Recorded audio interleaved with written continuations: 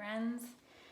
So we're back with another episode of the Resolution Diamond. Today I wanted to talk about the connection between systemic oppression, addiction, and how capitalism in particular, or capitalism, modern capitalism as we know it, keeps us stuck and actually fosters addiction and is a form of trauma. So I read an article in the Rolling Stones about a review on a memoir by Tommy Tomlinson that just came out in June, and it's called The Elephant in the Room, and I think it's kind of brilliant. And so that got my wheels turning, and I was like, I think before I send off some more query letters today, I just needed to do this. So if you haven't watched Resolution Diamond 101, I highly recommend that you do, because that will make this make a whole lot more sense. So here we have our map. So at the bottom we have our spectrum of trauma from little t to big T. This is also sometimes called adverse childhood experiences, or ACEs. Remember that trauma is universal and it's defined by the individual. Today we're going to be talking about really systemic trauma, so cultural trauma. That's going to be one of our focus. And then also the spectrum of resilience that lives on top of that. And so just knowing that what might be a small trauma to one person might be a very big trauma to another person, and everything in between, and that we define how hard something is, or how scary something is, or how impactful something has been for us. And it's the same thing for resilience, that we each have different sets of strengths and different ways that we express those strengths, and just kind of how much we can handle of life, right? And then at the bottom of our drama triangle, we have what I call the very important persecuted, or VIP, and that's finding strength in our powerlessness, or power in our powerlessness.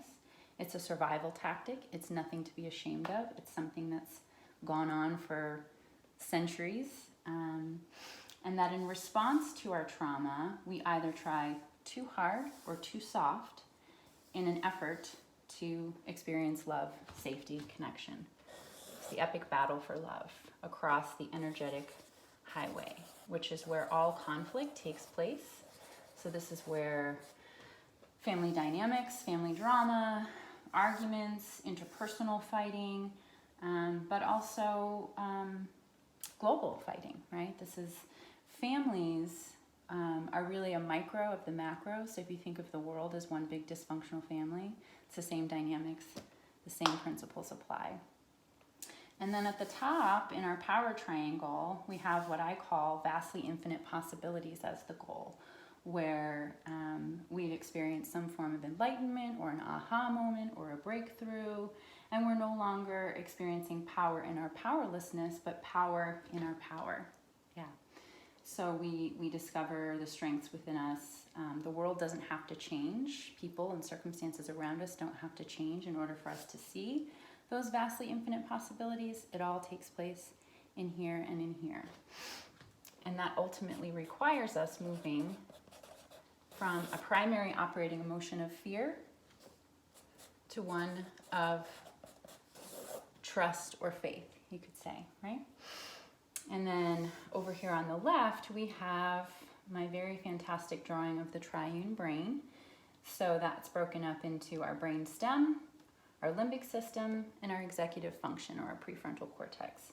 Remember that our brain stem is what we're born with when we're babies. It's also the only part of our brain, or the primary part of our brain, that operates when we're triggered or activated by something traumatic, or by something that triggers us and makes us feel like that bad thing is happening all over again. So for the most part, until we've done some amount of healing work, recovery, retrospection, introspection, mindfulness, most of us are operating at any point in time in the day in some sort of state of activation, of like mindless activation, where maybe we're eating mindlessly, we're saying things without thinking, we're doing things kind of on autopilot. And one of the factors, or primary factors, of capitalism in particular, modern day society, is that it keeps us in states of survival and activation.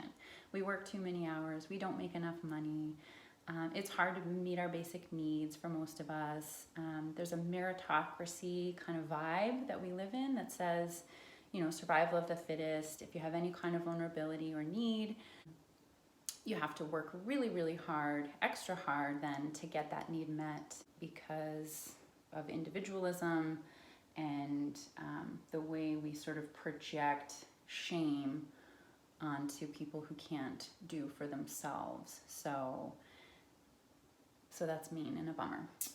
So that we are primarily operating from this kind of brainstem, this activated me state, which is all we have when we're infants, right? So in a way, the stressors of modern day life keep us stuck. And we're going to talk a little bit more about that as we go. And then our we brain is our limbic system, again, where all of our hormones live. And it's where our attachment comes from, or our sense of attachment comes from.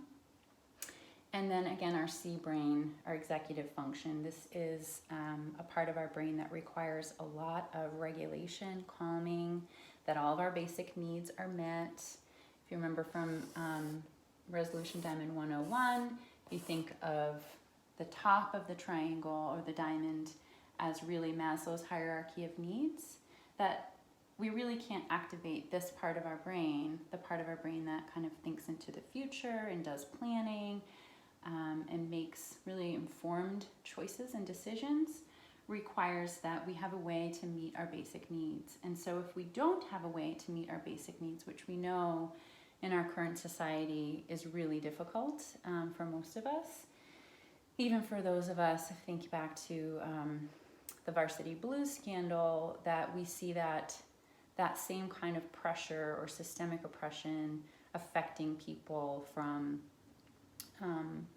very wealthy class, right? That they feel that pressure too to hold on to what they have. And so we'll go to great lengths like lying, cheating, extortion to ensure that their kids get into the right schools and have the right appearance. And so they have to exploit themselves as well to a certain degree. So what Tommy's book has me thinking about, and that is his legal name, and that's one of the interesting pieces about this book and about his story, is I was doing some research on eating disorders because, as I've shared on my blog, I have struggled with anorexia for over 20 years. I call it recovered-ish, right? So I eat a food plan that's pretty rigid. I check in with labs done every 6 months. I work with a nutritionist to stick to that food plan, and then when it needs to be modified or changed, I do that. And I know that my eating disorder, in part, is linked to a lot of the trauma that I experienced in childhood. And so currently, I'll get back to Tommy in a minute, we have an obesity rate in America of 60%. And in the UK, depending on which statistic you read, it's anywhere from 63 to 80% of adults qualify as obese. The opioid crisis killed 47,000 people in 2014, while diabetes was listed as the cause of death for over 250,000 individuals in America, and that was in 2016. The World Health Organization reports that 13% of the world's population are obese. And in research that I've independently done, 200 million Americans suffer from some form of addiction. And those are not just DSM-5 qualified addictions, but it's also things like porn addiction, cosmetic surgery, so people that actually end up dying of cosmetic surgery as a result of things like body image dysmorphia, which also can be tied into eating disorders. The roots of eating disorders, while only actually, 10 million Americans suffer from bulimia or anorexia. So that percentage is much smaller, but still part of that 200 million estimate. And many of us struggle with what's called polysubstance disorder, where we may have addictions to multiple substances and or behaviors, according to the study that I conducted myself. And so I'm fascinated by Tommy's story because what it reveals is a kind of root cause where he himself says that I lived this charmed life and I had two parents who loved me, and they provided for me, and there was always plenty of food on the table. He has a good sense of humor about it, about his struggle, but really identifies that the root of his overeating or food addiction, as he calls it, came from that family culture. So his parents were sharecroppers in the South, and they struggled to put food on the table growing up themselves. So then when they had their children, being able to feed them became a sign of love and wealth for the family. And at one point in the story, Tommy talks about how his weight and bearing that weight for him, that it was a burden he needed to carry as a result of all they'd been through. And so there was this sort of sense of obligation and guilt around it. In addition to, on top of that, being up against food that is genetically engineered to taste really good and activate all of these parts of our brain that we know get activated with a variety of addictive substances. So, or in past trainings, I've talked about the link between smoking and vasopressin, which is released from your prefrontal cortex when we are experiencing healthy attachment. And so it's the same thing that gets released, when we're being rocked and loved by our parents. It also gets released when we get a hit of nicotine. So whether that's vaping, cigarettes, whatever form of chew, that we get this rush of attachment hormone, like I said, called vasopressin. We look at all addiction, we know that from the occipital lobes and MRIs that they've done on the brains of people who are addicted to cocaine, who are obese, who are addicted to video games, pornography, those same centers light up in the brain when we're getting that addictive hit. It's the same thing with looking at our phone. We get a hit of dopamine. Ooh, somebody liked me. Ooh, I got a heart. I got a like. I got a laugh. And so if we are coming into the world with those deficits and interacting with a world that wants to keep us scared and buying things and consuming things, and does a very good job convincing us of that, and we're not thinking about it, we're not up here in our executive function, you can see how that becomes a real recipe for addiction and disaster. Yay!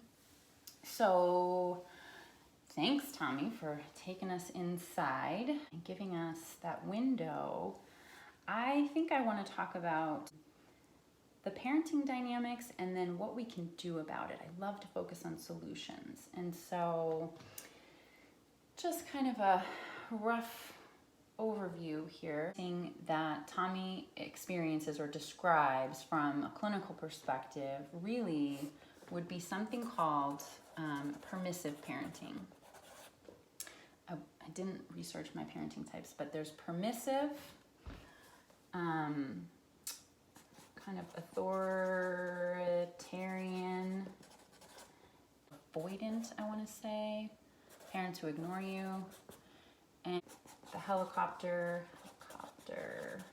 mom, and then there's free range, these are new ones, and then assertive parenting. And it's actually called something else. It's called, I want to say it's called authoritarian or authoritative.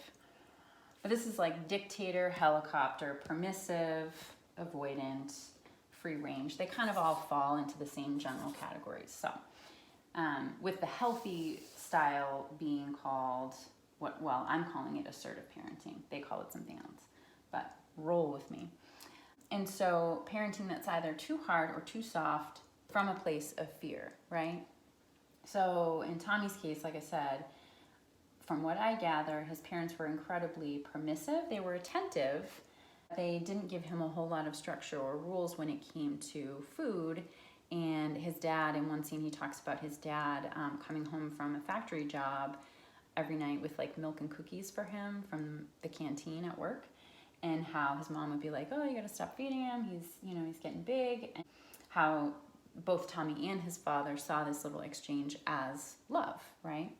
It makes me also think of Cartman, right? But me, that's a great example of permissive parenting. Another example of permissive parenting might be the cool mom. I forget, in Mean Girls, right? Where it's just like, you can do whatever you want, and I'm really scared that I won't have connection and attachment with you, so I'm going to let you run the house, run the roost, do whatever you want. Similarly is like free range parenting, where it's kind of like, I thought of Captain Fantastic with Viggo Mortensen, that movie, right? Where they're just like, oh, we're hippies and we're in the woods and our kids can do whatever. That's like a very extreme example of that. Again, think of these across a spectrum. Authoritarian is like, you know, the ironclad fist, you do as I say, not really explaining why, not giving a lot of context for the rules in the house. This is really a lot about control. Again, from a place of fear, probably because as parents, that's how we were parented, or a lot of times if we were parented too hard in retaliation out of fear, anger, hurt, we'll overcompensate and be too soft. I'm not going to be like my mom. She didn't let me do this, that, and the other. She was so cruel. She was so mean. She was like mommy dearest. I'm going to let my kids do whatever they want, right? And so two wrongs don't make a right. And this similarly with the helicopter parent, where it's like monitoring every single breath your child takes, likely from a place of fear, again, rooted in, my child needs to survive in this cruel world, and I don't know any other way to make that happen, so I'm going to monitor and enforce, and their playtime will be scheduled, even with the neighbors, the play dates, right? Like, that's a thing. And to the point where the kid can't breathe, and they probably have asthma, and again, that mind-body connection. So you have these different parenting styles that end up producing addiction because we're not getting loved right. We're getting loved from a place of fear instead of a place of trust, and that has to do with generational trauma. Okay? Does that make sense? It's a lot of information. And as a result of that, we have some holes in our development. So if we remember, our brain isn't fully developed until we're 26 years old, so birth to age 26. That's how much time our parents typically have to help us, nurture us, grow us into vastly infinite possibilities. And because we're human, it's kind of guaranteed we're going to make mistakes. And so it's cool. Mom and Dad, I love you. Mom, Dad, Stepdad, I love you. Even though there was some stuff that didn't go down the right way. That's okay. But then it's, what can we do to learn from it? My mom actually asked me this question a couple years ago. She's like, do you get to blame your parents for everything for the rest of your life? And I said, no, Mom. And she's like, well, why do people do it? You're the therapist. And I was like, because we all want to be loved, and it's really hard to look at ourselves, right? So we play the blame game. That becomes part of this drama triangle, pointing fingers, because it's a whole lot easier to blame somebody than it is to take responsibility for all this and start climbing this ladder ourselves, okay? And so essentially, what we have to do to recover from anything, right? In whatever ways we've been hurt, but certainly with regard to food, is what I call healthy reparenting, right? So that's something that you might hear if you're in a 12-step or recovery program. I think it's become more popular now, but this is something I started talking about with clients 15 years ago, and they were like, oh, the light bulb went off, that it was just like, oh my God, yeah, like there's, again, parts of me that feel like, you know, I pay my bills, I do the laundry, like I get myself to program, but then there are other parts of me that just feel like this scared, unloved little kid who's angry at the world or angry at myself, who's bullying other people or bullying myself. I really see addiction, having lived with my own eating disorder, like I said, for 20 years. I call her that bitch Rexy. That's my Anna, that's my Ed.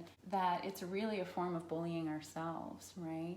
So for Tommy, he feels like, and other folks that I've worked with who are trying to heal from their food addiction, they say that eating something like salad or vegetables feels like a form of punishment. it feels like love being taken away whilst eating something very creamy and warm and something that they have fond memories of from a caregiver who loved them as a child, that it feels literally like they're being loved. Louis Anderson talks about that too, when he had his tonsils removed as a kid, and being fed ice cream, and just the overwhelming amount of sense of nourishment that he got from that experience. And so that when we start to, but how that experience really isn't love, okay? That permissiveness and not having boundaries and not having structure, okay, is not love. It's like love on its head, love upside down, right? Like it wants to be love. I'm also a recovering codependent. So over 10 years that I started working the steps. And so I learned, that's how I learned to love, that my love language was just to say yes and be of service, which then leads to all this resentment and all that. But I want to stick to the foods and to the solutions. So that setting boundaries and being assertive and reparenting ourselves, if we've not experienced healthy love, can feel initially like punishment. Like, why can't I have this thing? Or why do I have to take this thing? So in my experience, in learning to eat again, I can remember in my first recovery when I was 17, that taking a bite out of a sandwich was like, I had to like control my gag reflex, and I cried through the whole thing, and I had a friend sitting with me, that it felt like somehow I was betraying this role of codependence. So if we remember over here, it's like we put, the addict, we put the bully, we put the codependent, we put the batterer, right? We put the yes person, always say yes, the people pleaser. That taking in this nourishment felt like a form of betrayal to myself, and that punishment was more familiar and felt like love. And so deprivation felt like love, which just sounds banana sandwich, I know. So again, part of how we get out is by learning to set those limits and fill in the holes that were missing from, what our parents gave us everything they could, did the best they can, and was based on how they had been loved and parented. And so I think bringing that into our awareness certainly is part of our healing. Forgiveness, understanding, okay? And then continuing to build up this sort of willpower through trust or faith, that we're doing the right thing. I think knowledge is power too. I find I love memoir. That's why I think that's why I'm writing it, but that's why I read a ton of them. I just have a deep appreciation when people share their story, because I think we learn so much from each other.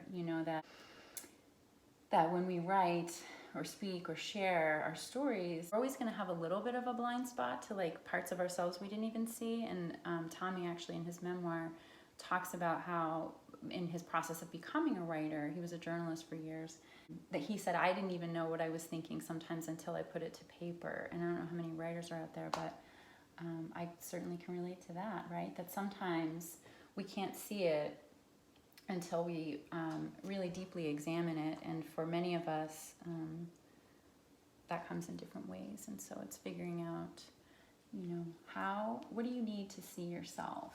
And for sure, I think one of the primary things we all need is to remove shame for all of this and increase our understanding, increase our knowledge, while recognizing that reparenting is going to be part of the deal. At some point in time, our life becomes 100% our responsibility, and we owe it to ourselves and each other to love ourselves and to show up for ourselves and to take care of ourselves and do right by ourselves, knowing that sometimes we're gonna fall flat on our face and fail big time, and then just keep loving yourself, keep on keeping on, because we all have this vastly infinite possibility within us. And I think and we all come to this life with the same, I believe, opportunity to pursue that, or at least try for it, right? So I just wanted to share that today, little thought that I was having that was like, get this out.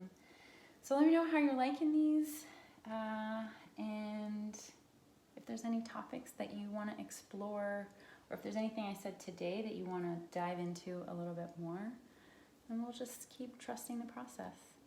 In the meantime,